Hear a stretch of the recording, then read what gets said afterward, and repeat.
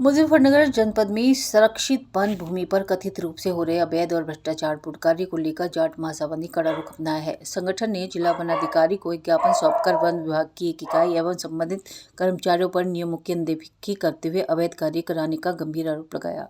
जाट महासभा की जिलाध्यक्ष धर्मवीर बालिया ने बताया कि बीते कुछ समय से संरक्षित वन क्षेत्र में बिना वैध अनुमति टेलीफोन व केबल लाइनें बिछाई जा रही हैं। इसके साथ ही निर्धारित अनुमति से कहीं अधिक संख्या में पेड़ों की कटाई की जा रही है। उन्होंने आरोप लगाया कि जहां केवल 10 पेड़ों के कटान की अनुमति होती है, वहां 50 या उससे अधिक पेड़ काटे जा रहे हैं, जो वन अधिनियम और पर्यावरण संरक्षण कानूनों का खुला उल्लंघन है।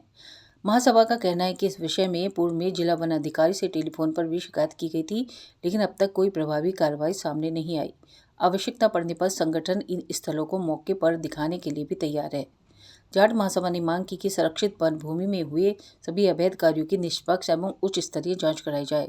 साथ ही इस प्रकरण में संलिप्त अधिकारियों, कर्मचारियों और संबंधित कंपनी के विरुद्ध एफआईआर दर्ज की जाए तथा पर्यावरण को हुई क्षति के लिए संबंधित कंपनी से हर्जाना वसूला जाए।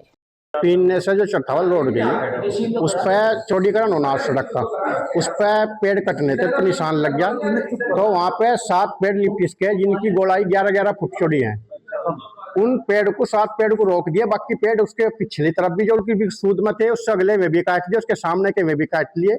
हमने उन्हें कहा जी हमारा यहाँ मकान है, ये 7 पेड़ इतने बड़े हैं, अगर मकान पर गिर गए तो करोड़ों रुपए का मकान है, इसका बहुत नुकसान हो जाएगा। लेकिन हमने यहाँ पर डीएफओ साहब को भी कहा, ये रेंजर हैं, रेंजर को एप्लीकेशन लिखित में भी मौखिक में भी कई बार कह दिया, लेकिन पैसा चाह रहा कि पैसा दे दो तो हम पेड़ कटवा देंगे, नहीं तो कोई मतलब नहीं।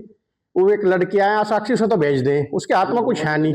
उस पर एप्लीकेशन हमने यहाँ पे बड़े बाबू को भी दे दी, रेंजर साहब को भी दे दी, लिखित में भी कह दिया, लेकिन कोई कार्रवाई नहीं, सिर्फ भ्रष्टाचार और पैसा चाह रहा। पैसे तो नहीं उन्होंने कुछ अभी कहा, लेकिन ठेकेदार के थ्रू ठेकेदार ने इशारा करा कि पैसे, भाई पैसे से काम होगा, ऐसा नहीं होगा। उनके कुछ आदमी है वे खुद तो मांगते नहीं, अपने आदमियों के थ्रू भेजे हैं। मामला भाई साहब ये है, पिछले काफी समय से शिकायतें मिल रही थी, पेड़ों की कटाई हो रही, शाहपुर में हुई, बगरे में हुई, पुरकाजी में हुई, मतलब कहीं ना कहीं से रोज आ रहे, कोई अनुमति नहीं, कुछ नहीं, रात के समय काटे पेड़ खत्म। तो आज हम यहाँ संबंधित अधिकारियों से वार्ता के लिए आए थे। भाई साहब अगर आप अनुमति दे रहे तो वो हमें भी दिखाई जाए, अन्यथा इस पर कार्रवाई करे जाए जो भी ये व्यक्ति काम कर रहा।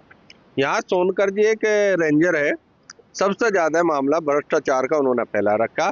कोई पेड़ कहीं तक काट लो, 2000 रुपए पेड़ दे दो और काट लो, ये काम हो रहा।